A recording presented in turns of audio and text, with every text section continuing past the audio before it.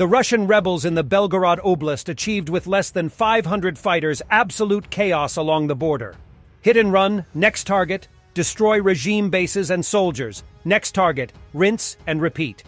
This is exactly how a rebel army operates, until it establishes permanent bases. On top of that, the whole episode showed how weak Russia has become. And no, only fools tell you that this is the way to defend a border. It is not. You preemptively strike at the first sign when seeing the enemy to mass troops along the border, especially in wartime. This event forced redeployments of the Russian regime army which would have been needed along the front lines in Ukraine. That alone is already another Russian regime defeat. Gherkin says the RDK could have reached Belgorod outskirts easily if 8 to 9 battalions were deployed instead of 1, demonstrating critical weakness in the Russian defense. Hence, Gherkin says, attacks of recent days are no more than distracting strikes to pull away some of Russian reserves that could be used to defend the main strike point.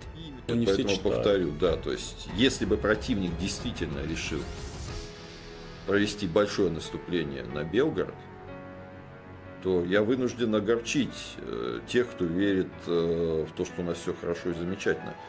Я не знаю, вряд ли бы они взяли Белгород с налету, но выйти на его окраины, при том разгильдяйстве, которое было проявлено под Грайвороном, если бы противник там вел не батальон, а, допустим, хотя бы пару бригад, они смогли бы легко, к сожалению.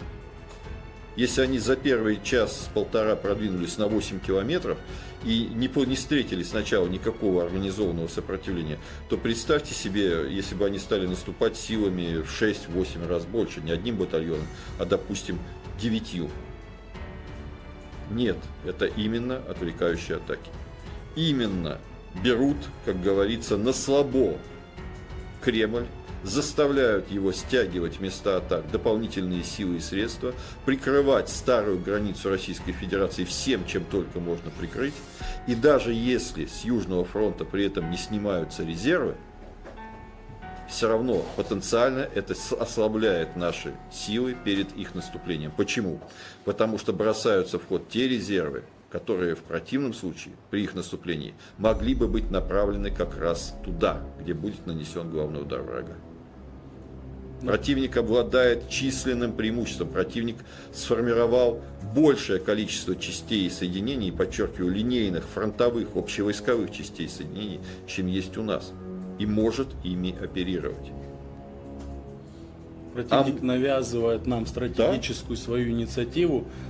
Chaos and lawlessness in Russia. Looting is out of control in Shebekino, as Russian police and military have fled the city. Everything is getting cleaned out, from groceries to mobile phones. Все подчистую забирают. Все, что могут только. Люди, давайте жить по-человечески, а? Fresh recruits from a tank regiment without tanks are making small talk about the conflict with their Ukrainian captors. С какого вы подразделения? В вашем подразделении танки есть? Russophobia should be punished by death or being sent away, Crimean activist suggests.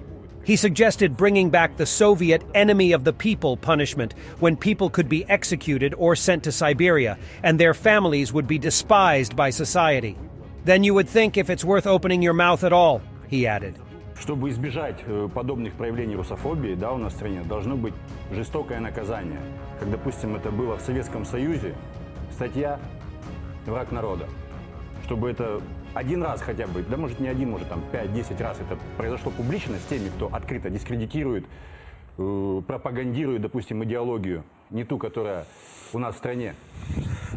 И чтобы другие уже это видели и знали, и тогда этого не будет. Когда в Советском Союзе, если враг народа, то ты, враг народа, можешь быть расстрелян, либо же отправлен в ссылку в Сибирь. Твои родственники уже не получат никаких льгот, выплат, и их будет презирать общество. И тогда уже люди задумаются о том, стоит ли вообще открывать свой рот. Публичные извинения, да, их на камеру, там, вот этих раскаяния, они к чему не приведут. Они не помогут их воспитать. Ukrainian border guards are trolling Belarusian border guards by attaching potatoes to drones. Trolling level, expert. У нас підйоби були які, тобто скинути там, скажімо так, там недалеко у нас наші друзі, які картоплю люблять, то скинути, до прикладу, на наряд скида картоплю на них. Дрона? Це був тролінг такого 99-го левела. Почекай, я хочу це проказати на камеру. Тобто, як по окопам кидають гранати. Да, це картоплю. Тобто ви залітали на їх територію і по прикордонникам кидали з картоплею? Ну так. Ні, ну оце? Да, ну отак. А як реагували білоруські кордонники? Ну, розбігалися, вони ж не знають, що то картопля летить на них. Ну, да. Тим більше, вона ж для них священна, ми думали, будуть падати там на коліна, і хвалу співати картоплі, ну, але розбігалися. A Chinese warship came within 150 yards of hitting American destroyer USS Chung-hoon. Embarked journalists captured the moment on video and witnessed the near collision. The fact this was announced over the radio prior to doing it clearly indicated it was intentional.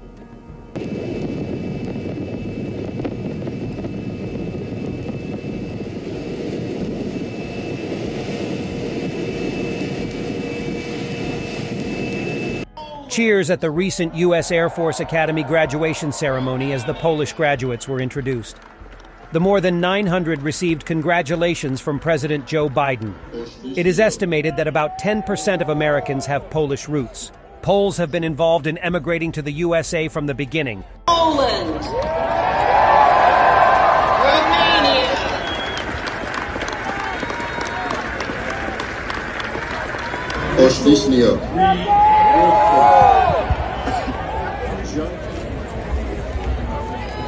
After getting denied by Moldavian President Sandu to kiss her hand, Hungarian Prime Minister Orban realized he might need to journey to Russia and contort himself into bending over backwards, or perhaps forwards, to kiss Putin's ass, an exercise he's proven quite adept at already.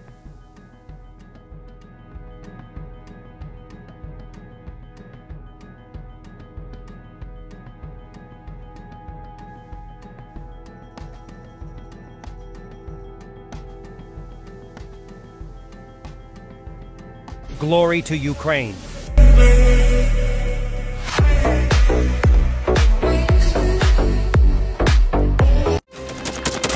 Thanks for watching, and don't forget to subscribe. Also, if you want to support Warthog Defense, please become our member and get early access to new videos, exclusive members-only videos, and become administrator in comment section. The membership link is in the description. Every day. We had a guy last week, it's 6 rescues in 6 days. You know, he's doing the job every day.